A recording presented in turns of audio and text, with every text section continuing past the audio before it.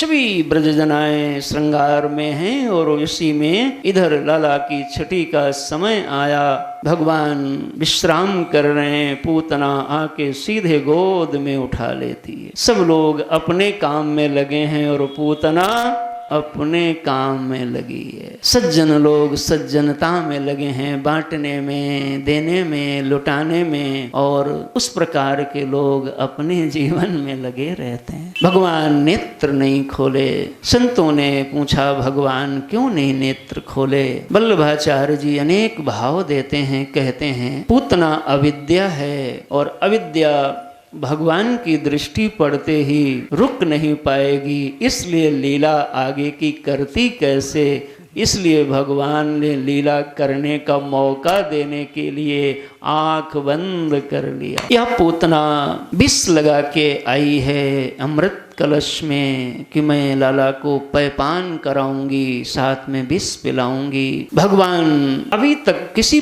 पापिनी का दूध नहीं पिए, जिसका पिए वो पुण्यात्मा का दूध पिए, लेकिन आज एक पापिनी का दुग्ध पान करना पड़ेगा। भगवान विचार करने के लिए आंख बंद कर लिए। सोचा जैसे कड़ुई कोई दवा हो, चिरायते का काढ़ा, या कभी कोई माताएं लाला लोगों को कोई कड़ुई, तो लाला लोग जैसे देखेंगे मम्मी वो सीसी चम्मच लाई तो इधर उधर भागते हैं, तो एक पकड़ेगा जाके तो भगवान नेत्र बंद किया। सोचा आंख बंद करके खाली जल्दी से पी जाएंगे और कोई मार्ग है नहीं, पीना तो पड़ेगा ही। एक संत ने कहा नहीं नहीं, दरअसल भगवान ये सोचने लगे कि ये विष पीने का अभ्यास तो हमारे महादेव भगवान को है। बोलो शंकर भगवान की जय। इसलिए प्रभु बाबा का ध्यान करने लगे कि हे प्रभु ये सब तुम पी जाओ विष, और उसमें से अगर कुछ दूध निकलेगा तो हम पी जाएंगे, काम दोनों लोगों का बन जाएगा। बोलो भक्त और भगवान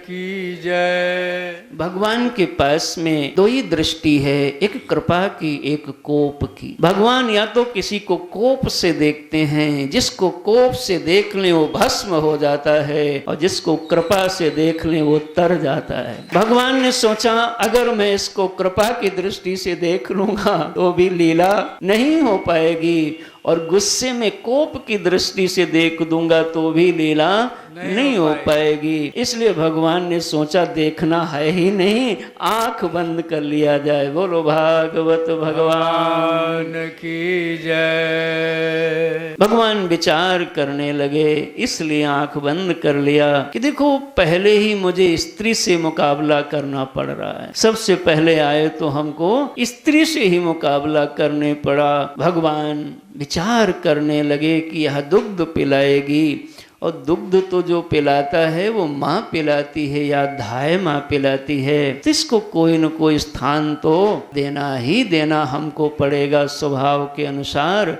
भगवान यह विचार करने के लिए आंख बंद कर लिया। हे नाथ, वैसे ही तस्मिन् स्तनम दुर्जय वीर्यमुल्बणम घोराक मादाय शिशोर्ददा गाढ़ं कराग्रं भगवान् प्रपीडत प्राणौ समं रोषं वन्दितोऽपि बत सा मुञ्चामिल प्रभाषिणी निष्पीड्यमानाखिल जीववर्मणि विमृच्य नेत्रे चरणौ भुजौ मुह प्राविश्य गात्रा क्षिपन्तिरुरोदः। भगवान को जैसे ही अमृत कलश देती है, भगवान दोनों हाथों से पकड़ लिया और खींचने लगे। मुंच मुंच हा मुंच चिंगारती, इतना तेजी से भगवान ने अपने करों से धारण कर लिया है, उसकी समस्त इंद्रियाएं बेबस हो गईं, बाल खुल गए, सारा श्रृंगार बदल गया और बीभत्स राक्षसी रूप में प्रकट हो गई, हालत बिगड़ गया। तब भगवान को लेकर के महाराज 6 योजन लंबा शरीर बनाया। भगवान ने कहा देख पूतने, मैं किसी को पकड़ता नहीं हूं जल्दी, और पकड़ लूं तो फिर छोड़ता नहीं हूँ जल्दी। और भगवान ने उसका प्राणांत कर दिया। बोलो पूतना मर्दन भगवान की जय।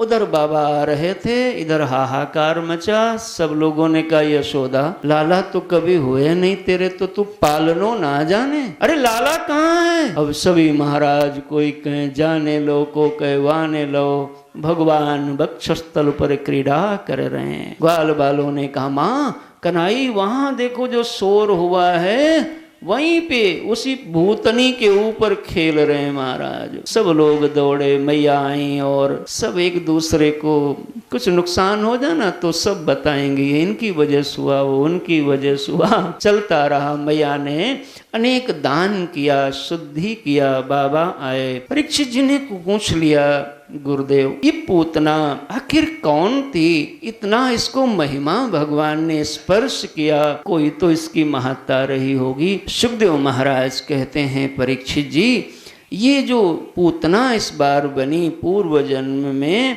महाराज बलि की पुत्री थी, इनका नाम था रत्नमाला। और जब भगवान बावन बन करके गए तो बड़े सुंदर लग रहे थे, तो इन्होंने सोचा कि ऐसा लाला मिल जाता तो मैं दूध पिलाती। तो भगवान ने तथास्तु कह दिया। उसके बाद जब विराट बन के सब नाप लिया उनके पिता का साम्राज्य, तो बड़ी गुस्सा में हो गई रत्नमाला और कहा जे नास पीटे को मैं दूध पिलाती, जाको तुम विष पिला देती।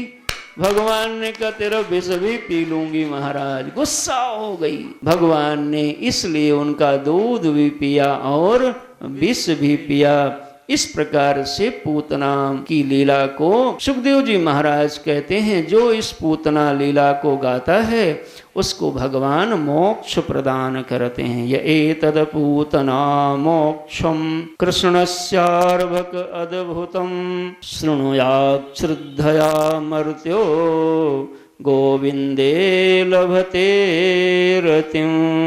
जो इस पूतना मोक्ष की कथा को सुनता है, सुनाता है, सुनवाता है, सबको भगवान मुक्ति प्रदान कर देते हैं।